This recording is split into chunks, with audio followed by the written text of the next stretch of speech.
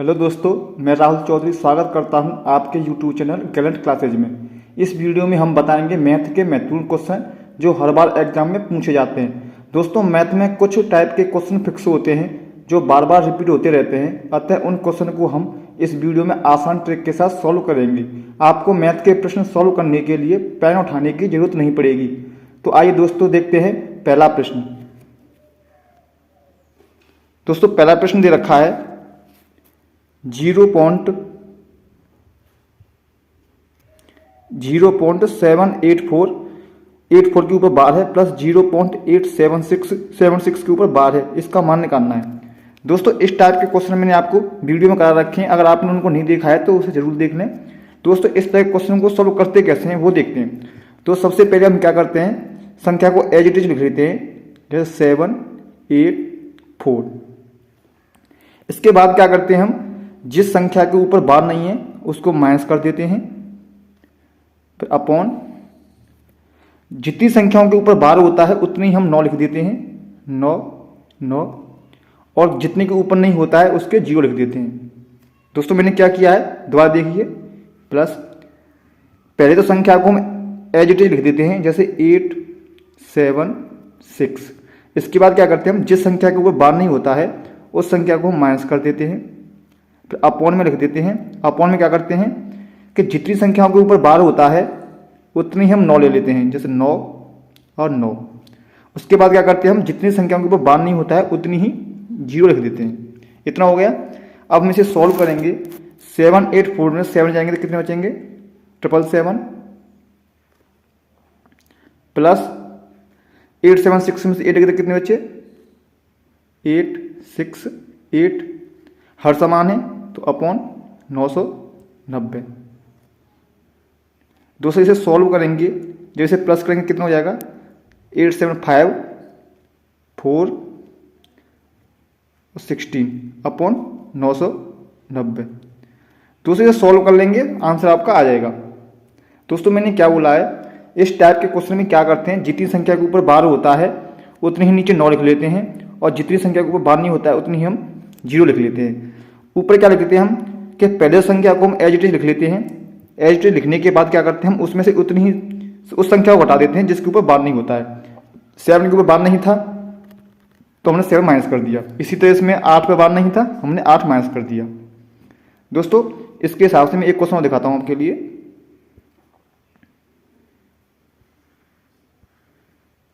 जैसे मान लीजिए संख्या दे रखी है 0.23 बार, तो इसे हम कैसे लिखेंगे, इसे लिखेंगे हम 23 माइनस 2 अपॉन 90। क्यों दोस्तों, 2 के ऊपर बार नहीं है तो 2 को माइनस कर देंगे, 23।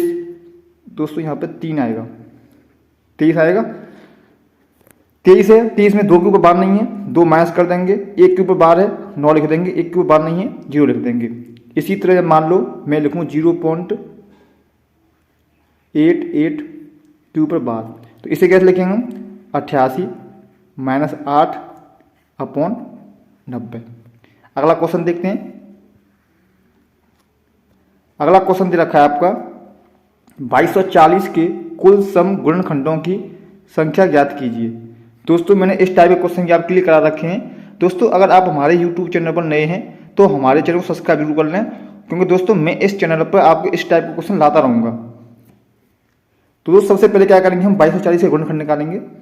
जब हम 2240 के गुणनखंड निकालेंगे, 2240, 2 से 1, 1, 2, 0,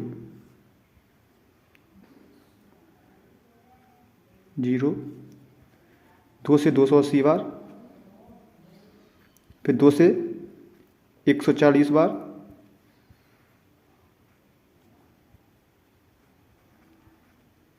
फिर 2 से 70 बार, फिर 2 से दोस्तों ये 35 बार जाएगा, फिर ये 5 से 7 बार जाएगा, और 7 से 1 बार जाएगा। तो दोस्तों, कितने जोड़े बनने वो देख लेते हैं हम। 2 के कितने जोड़े बनने, 1, 2, 3, 4, 5, 6। तो 2 के जोड़े कितने बनने, 6 बन रहे हैं। 2 की पावर 6 गुणा 5 कितने हैं, 1 है, 5 की पावर 1 गुणा 7 की पावर 1।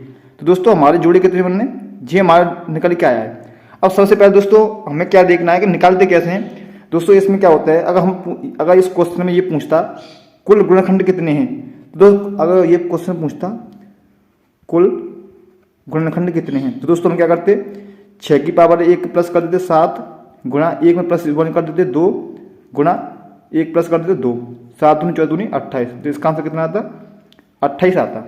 लेकिन दोस्तों यह पूछ रहा है सम गुणनखंड, तो दोस्तों सम गुणनखंड निकालने के लिए क्या करते हैं वो देखते हैं।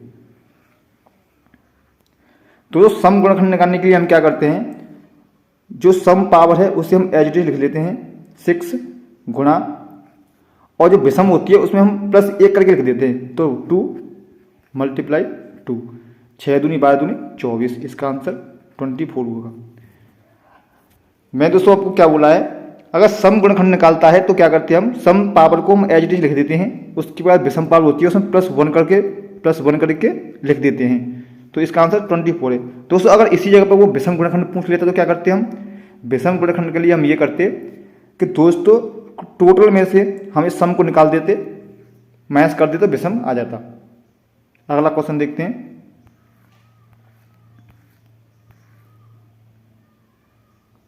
अगला क्वेश्चन दे रखा है दोस्तों, यदि किसी संख्या से 158 और 285 को विभाजित किया जाता है, शेषफल 4 और 5 बचते हैं, तो वह बड़ी से बड़ी संख्या ज्ञात कीजिए। तो दोस्तों इस क्वेश्चन को हम ऑप्शन से भी कर सकते हैं। ऑप्शन से कैसे करेंगे दोस्तों, सबसे पहले हम देखते हैं बड़ी संख्या कौन सी है। सबसे बड़ी संख्या 21 है, मतलब हमें ऐसा करना है कि 21 का इसमें भाग देना है। 21 का भाग देने के बाद हमें 4 शेष बचने चाहिए, फिर 21 का 285 में भाग देंगे तो 5 शेष बचना चाहिए। तो दोस्तों हमने देखा कि 21 को फैक्टर करेंगे हम, 7 मल्टीप्लाई 3 होंगे। अब 3 का भाग इसमें देंगे तो 3 का भाग इसमें देंगे तो 7 21 का भाग इसमें देंगे तो 21 का भाग कितनी हो जाएगा वो देखते हैं हम। 21 गुणा 7 करेंगे, 7 एकम 7, 7 दूनी 14, 1 15, 157 बच रहे, तो 1 शेष बच रहा है, तो 21 तो फेल हो गया।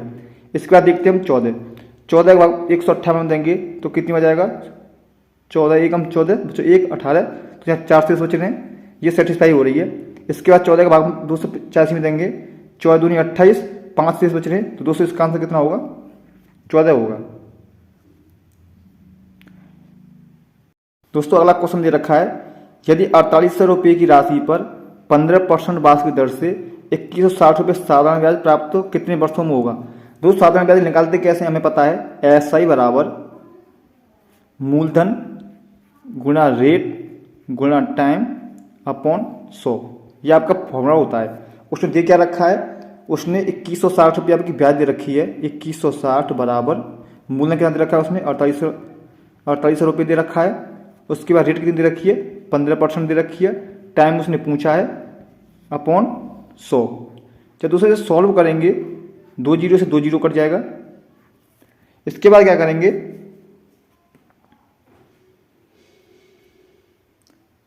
हम ये 16 से काटेंगे, 16 से ये 3 बार जाएगा, और ये 16 से कितनी बार जाएगा, 16 एकम 16,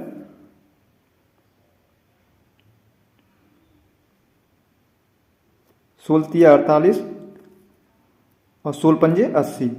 अब 15 से इसको काटेंगे, 15 नम्मा 135 और 9 को 3 से काट देंगे तो टाइम कितना आएगा आपका, 3 वर्ष आएगा। दोस्तों मैंने क्या बोला आपको, वैसे एक फॉर्मूला बेस है, फॉर्मूला याद होना चाहिए, उसमें वैल्यू रख दीजिए, सॉल्व हो जाएगा। अगला क्वेश्चन है, किसी वस्तु को 960 रुपये में बेचने पर 4% की हानि होती है, किसी अन्य वस्तु को 840 में बेचने पर 20% का लाभ होता है, तो कुल लाभ या हानि बताइए। दोस्तों इसने दे रखा किसी वस्तु को 960 रुपये में बेचने पर 4% की हानि होती है। हमने मान लिया 100 रुपये उसका क्रय मूल्य था, 100 रुपये उसका क्रय मूल्य था, 4% की हानि पर उसने 96 में बेच दिया। लेकिन दोस्तों 96 रुपये में उसने बेच दिया, लेकिन बेचा कितने में, 960 रुपये में बेचा है, तो एक रेशियो की वैल्यू कितनी आ जाएगी आपकी, 10 रुपये हो जाएगी। तो CP कितना हो जाएगा आपका, CP हो जाएगा आपका 1000 रुपये हो जाएगा, और SP कितना हो रहा है, 960 रुपये हो रहा है। इसी तरह हम दूसरा CP निकालेंगे, इसमें दे रखा है किसी अन्य वस्तु को 840 में बेचने पर 20% का लाभ होता है। दोस्तों मान लिया 100 रुपये की राशि थी, उसने 20% लाभ पे 120 रुपये में बेची है, जबकि उसने बेची कितने की है, 840 में बेची है, तो 7 एक रेशियो 7 आ रही है, तो कितना हो जाएगा इसका CP 700 रुपये हो जाएगा। और इसका विक्रय मूल्य कितना है 840 रुपये है। अब दोस्तों हमें निकालना क्या है, कुल लाभ या हानि निकालनी है। तो सबसे पहले हम क्या करेंगे, कुल CP कितना आ रहा है हमारा 1700 रुपये आ रहा है, और विक्रय मूल्य कितना आ रहा है 1800। तो दोस्तों उसे लाभ होगा, कितने रुपये का लाभ होगा, 1700 से 28 में बेचिए तो 100 रुपये का उसे लाभ होगा। दोस्तों एक बार दिखाता हूँ मैं आपको क्या करना है इसमें। दोस्तों उसने किसी वस्तु को 960 में बेचने पर 4% की हानि होती है। मान लिया दोस्तों उसे 100 रुपये का उसका CP था, 4 रुपये की हानि बेचा, मतलब उसे 96 रुपये का लाभ, 96 रुपये में बेचा था, जबकि बेचा कितने में 960 रुपये में बेचा है। इस तरह हम यहाँ पे CP निकाल लेंगे, क्या रुपये आ जाएगा आपका। इसके बाद क्या किया है उसने 20% के लाभ पे बेचा है, मतलब 120 रुपये में बेचा है, लेकिन एक्चुअल में बेचा कितने का 840 रुपये में बेचा है। तो यहाँ से CP निकाल लेंगे, हमारा कितना CP आएगा 700 रुपये आएगा। सॉल्व कर लेंगे, आंसर आ जाएगा। अगला क्वेश्चन दे रखा है, A किसी काम को 15 दिन में तथा B उसी काम को 20 दिन में समाप्त करते हैं, तो दोनों मिलकर उस काम को कितने दिन में समाप्त करेंगे। तो दोस्तों A जो है वो करता है 15 दिन में, और B जो है वो करता है 20 दिन में। हम क्या करेंगे दोस्तों, इन दोनों को LCM निकाल लेंगे। LCM मान लिया हमने 60 रुपये, तो 60 LCM आएगा। तो A 15 दिन में काम करता है 60 को, तो कितने दिन में करेगा 15 चौक 60, 4 दिन में करेगा, 4 की स्पीड से काम करेगा। 20 का 60 में भाग देंगे तो ये 3 की स्पीड से काम करेगा। अब दोस्तों ये A 4 की स्पीड से काम कर रहा है, B 3 की स्पीड से काम कर रहा है, टोटल काम कितना 60 है। तो टाइम निकालेंगे तो 60 में क्या करेंगे हम, इन दोनों को जोड़ के 7 का भाग दे देंगे, तो कितना आएगा 7 से 8 बच जाएगा 56, 4 बचेगा, 8 से 4 बट्टे 7 दिन। अगला क्वेश्चन देखते हैं।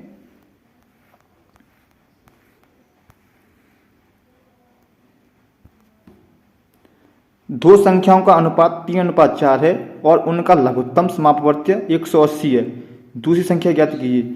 मतलब दोस्तों उसने दो संख्या दे रखी है, फर्स्ट और सेकंड, इनका रेशियो दे रखा है उसने 3:4, और LCM दे रखा है उसने 180 रुपये। दोस्तों हमने देखा 3 और 4 का LCM कितना आएगा 12 आएगा, लेकिन 12 की जगह दे कितना रखा है 180 दे रखा है, तो 12:180 दे रखा है। तो हम एक रेशियो की वैल्यू निकालेंगे, तो एक रेशियो बराबर कितना हो जाएगा आपका 180/12 हो जाएगा। जब 12 का 180 में भाग देंगे तो 15 आ जाएगा। अब पूछा क्या है उसने पूरी दूसरी संख्या। अगर दोस्तों दूसरी संख्या निकालेंगे तो इसमें 15 गुणा कर देंगे 4 में, तो कितना हो जाएगा 60 हो जाएगा। अगर पहली संख्या पूछेगा तो इसमें 15 गुणा कर देंगे 45 हो जाएगा। तो दोस्तों सेकंड संख्या पूछी है तो 60 हो जाएगा। अगला क्वेश्चन देखते हैं। एक किसान 5 दिनों में 3 एकड़ जमीन जोतता है, वह 12 एकड़ जमीन कितने दिनों में जोत सकता है। तो दोस्तों इसमें MDH का फॉर्मूला आपने पढ़ा होगा, MDH/W, ये इसका फॉर्मूला होता है। इसमें M का मतलब होता है महीना, D का मतलब होता है दिना, H का मतलब होता है आवर, और W का मतलब होता है वर्क। ऑप्शन दे रखा दोस्तों, एक किसान है 5 दिन में 3 एकड़ जमीन, दोस्तों एकड़ जमीन जोतता है मतलब 3 काम करता है, बराबर वह 12 एकड़ जमीन कितने दिन में जोत सकता है। मतलब दोस्तों 12 वर्क कितने दिन में जोत सकता है। सॉल्व करेंगे, 3 से 4 बार जाएगा, तो D की वैल्यू कितनी हो जाएगी 20 हो जाएगी।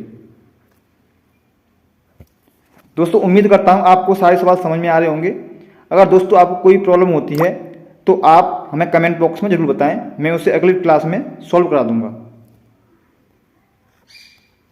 अगला क्वेश्चन है दोस्तों, क्वेश्चन दे रखा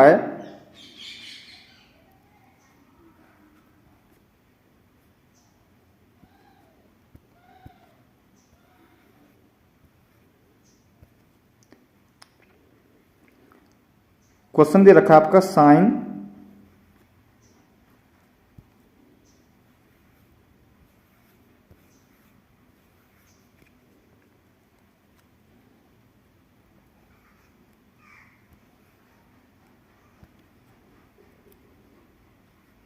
sign 19 degree upon cos 71 degree plus cos 73 degree upon sine 17 degree. दोस्तों इस तरह के क्वेश्चन में हम क्या करते हैं, आपने पढ़ा होगा कि साइन थीटा बराबर कॉस कुछ भी मान लो, दूसरा मतलब कॉस फाइव, मतलब साइन थीटा की वैल्यू कॉस थीटा की वैल्यू बराबर होगी अगर theta plus five equal to 90 degree. दोस्तों हमने देखा कि ये 19 डिग्री है, ये 71 डिग्री है, हम इन दोनों को जोड़ेंगे तो 90 डिग्री निकल के आ रहा है। इसी तरह इन दोनों का टोटल भी 90 डिग्री निकल के आ रहा है। दोस्तों अगर 90 डिग्री निकल के आ रहा है इसका मतलब क्या होता है कि इसकी वैल्यू पूरी की 1 हो जाएगी 1 प्लस इसी तरह इसकी पूरी वैल्यू 1 हो जाएगी, तो 1 और 1 कितने होते हैं 2, तो इसका आंसर कितना आएगा 2 आएगा। दोस्तों इसका एक तरीका और है वो और देख लेते हैं।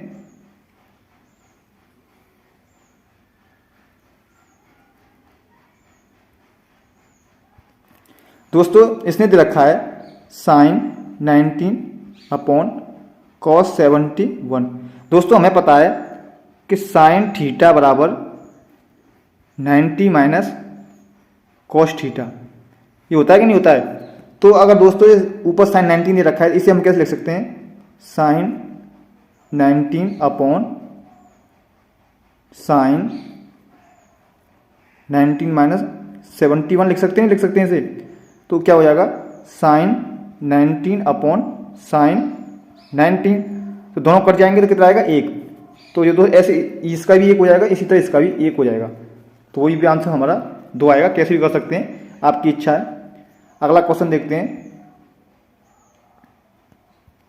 क्वेश्चन में दे रखा है 36 संतरे बेचने पर एक फल वाले को 4 संतरों के विक्रय मूल्य के बराबर हानि होती है, हानि % कितनी होगी।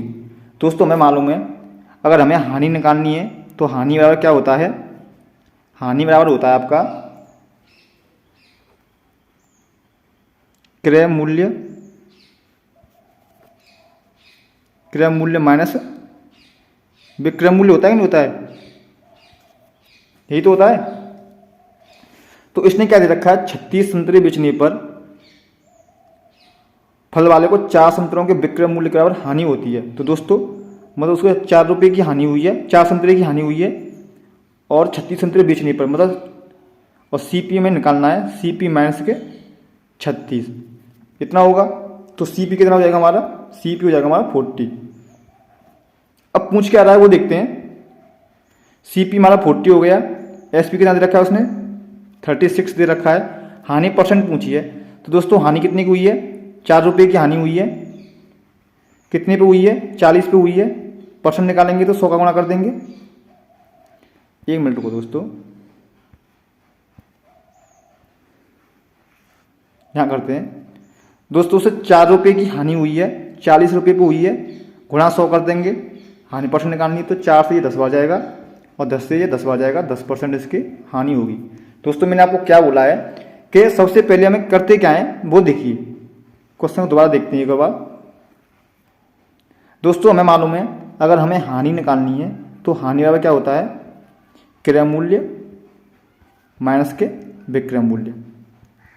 उसने हानि दे रखी है, हमें कितनी हानि दे रखी है, उसने दे रखी है 4 संतरों के विक्रय मूल्य के बराबर हानि दे रखी है, मतलब 4 रुपये की उसने हानि दे रखी है।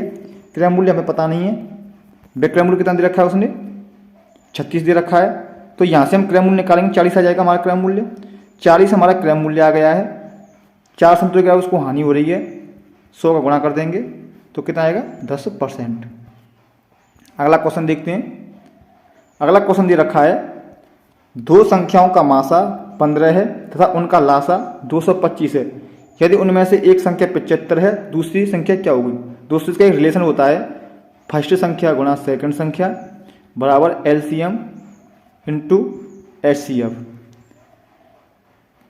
और यहाँ पर क्या दे रखा है दोस्तों, HCF दे रखा है 15 मल्टीप्लाई LCM दे रखा है 225, एक संख्या दे रखी है 75, दूसरी संख्या पूछी है। दोस्तों ये सॉल्व करेंगे, 15 से ये कितनी में जाएगा 5 बार जाएगा और 5 से ये कितनी में जाएगा 5 बार जाएगा 45, तो इसका आंसर कितना आ जाएगा हमारा 45। अगला क्वेश्चन देखते हैं दोस्तों।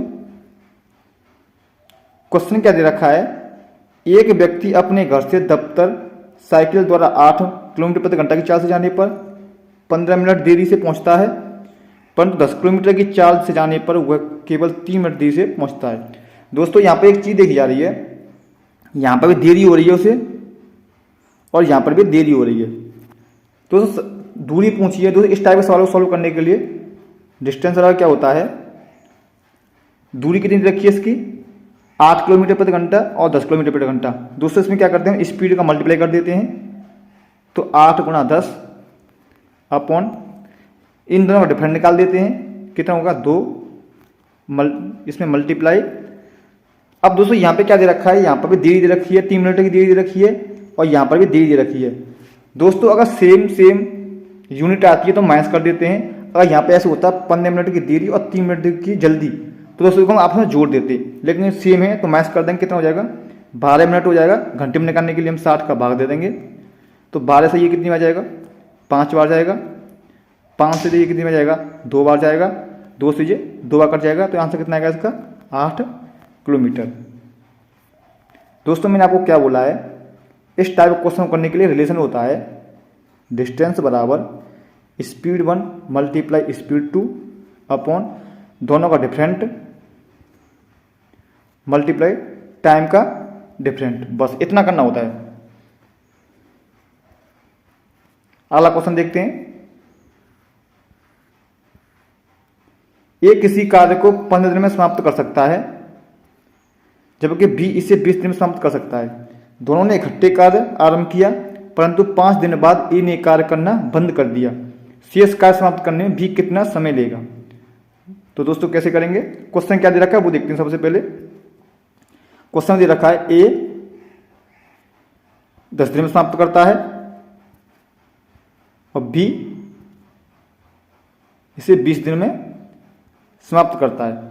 दोनों ने इकट्ठे कार्य आरंभ किया और 5 दिन तक ए ने कार्य करना बंद कर दिया। मतलब दोस्तों 5 दिन तक ए प्लस बी ने कार्य किया था। बस अब पूछ रहा है अकेला बी कितने दिन में से करेगा। ठीक है, देखते हैं।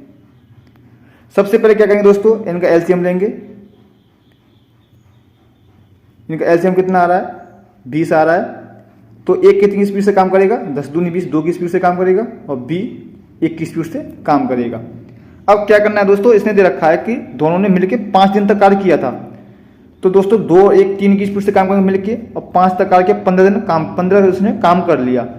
मैं क्या बोल रहा हूँ दोस्तों आपको, ए ने 2 की स्पीड से काम किया, बी ने 1 की स्पीड से काम किया। क्वेश्चन दे रखा ए और बी ने मिलकर के 5 दिन तक कार्य किया, उसके बाद ए ने कार्य छोड़ दिया। दोस्तों 5 दिन तक दोनों ने मिलकर काम किया होगा, कितना कार्य किया होगा 2 1 3 हो रहा है, 3 मल्टीप्लाई 5, तो उन्होंने 15 काम कंप्लीट कर लिया। अब काम बचा कितना शेष दोस्तों, 20 काम था, 15 काम कर लिया, तो कितना काम शेष बचा 5 काम शेष बचा। अब शेष काम को बी ने किया, तो वो कितने दिन में किया, शेष काम बी ने 1 की स्पीड से काम किया है, तो कितने दिन में काम कर लिया 5 दिन में इसको कंप्लीट कर दिया। तो इसका आंसर कितना आएगा 5 दिन में। अगला क्वेश्चन है दोस्तों, लास्ट क्वेश्चन है आज का।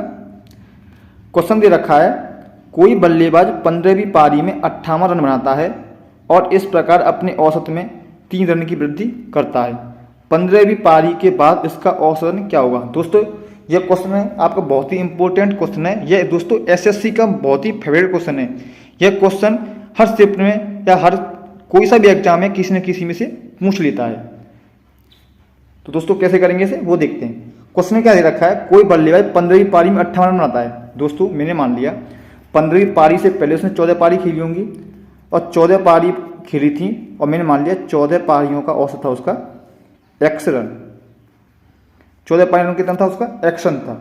अब दोस्तों जब बताओ 14 पारियों में का उसका औसत x रन था, तो टोटल रन कितने होंगे 14 पारियों के, तो 214 पारियों के टोटल रन होंगे 14x। कितना हो गया। इसके बाद क्या बोलता है वो 15वीं पारी में 58 रन बनाता है। दोस्तों एक बात बताओ, जब 15वीं पारी में उसने 58 रन बनाए तो 15 पारियों का टोटल रन कितने हो जाएंगे 14x प्लस 58, इतना हो जाएगा। अब वो क्या बोल रहा है, और इस प्रकार अपने औसत में 3 रन की वृद्धि करता है। दोस्तों औसत रन में कितने रन की वृद्धि कर रहा है? 3 रन की औसत वृद्धि कर रहा है। ठीक है दोस्तों, एक बात बताओ कि 14 पारियों में उसने 14 पारी का उसको एवरेज कितना था? x रन था। तो टोटल कितना होगा? 14x हो गया। अब उसने 15वीं पारी में 58 रन बनाए, तो दोस्तों 15वीं, अब टोटल 15 पारियों का औसत कितना हो गया? 14x प्लस 58 रन हो गया। अब दोस्तों मैं एक बात बताऊँ, अगर मैं बोलूँ कि 14x प्लस 58 पारी थी, टोटल इतना है, तो अब मैं बोलूँ 15 पारियों का औसत कितना होगा? दोस्तों हम ऐसे निकालेंगे 14x प्लस 58 बट्टे 15, ये तुम्हारा एवरेज निकालने का फॉर्मूला होगा।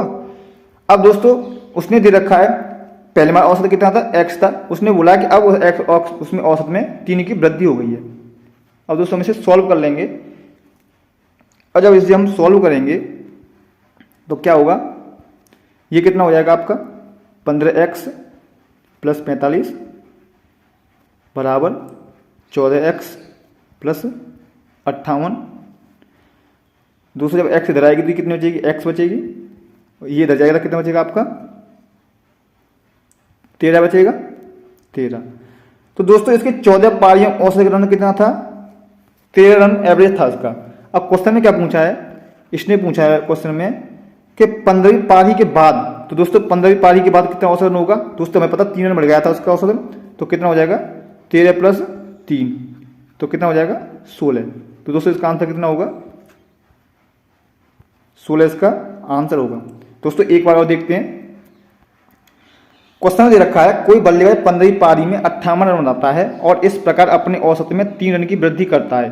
15वीं पारी में के बाद औसत रन क्या था? दोस्तों इसको बिल्कुल बेसिक से मैंने आपको बताया है, क्या करना है इसमें वो देखिए। मैंने क्या बोला कि मान लीजिए हमने कि 14 पारियों का उसका एवरेज रन कितना था? x रन था, तो 14 पारियों का टोटल कितना हो जाएगा? 14x हो जाएगा। फिर मैंने बोला दोस्तों 15वीं पारी में उसने 58 रन बनाए थे, तो 15 पारी में 58 रन बनाए थे 15वीं पारी में, तो टोटल रन कितने हो जाएंगे 15 पारी तक? 14x प्लस 58 हो जाएंगे। अब 15 पारी को हम एवरेज निकालेंगे तो 14x प्लस 58 बट्टे 15 करेंगे, लेकिन उसने दे रखा है कि उसका एवरेज प्लस 3 हो गया है, तो x प्लस 3 हो जाएगा। जब हम इसे सॉल्व करेंगे तो यहाँ पे आंसर कितना आ जाएगा हमारा? 16 आ जाएगा। तो दोस्तों हम उम्मीद करते हैं आप इस प्रश्न को अच्छे से समझ गए होंगे। सारे प्रश्न इंपॉर्टेंट हैं, इसलिए सारे प्रश्नों को नोट जरूर कर लीजिएगा। और दोस्तों आपको हमारी वीडियो अच्छी लगी हो तो कमेंट बॉक्स में कमेंट करके जरूर बताएं। अगर आप हमारे चैनल पर नए हैं तो हमारे चैनल को सब्सक्राइब करके जुड़ना ना भूलिएगा, क्योंकि दोस्तों मैं इस चैनल पर मैथ बिल्कुल बेसिक से करा रहा हूं। अगर आप मैथ में बिल्कुल कमज़ोर हैं तो घबराने की ज़रूरत नहीं है, मेरी वीडियो देखने के बाद आपका डर हमेशा के लिए खत्म हो जाएगा। तो दोस्तों मिलते हैं अगली वीडियो में, तब तक के लिए धन्यवाद।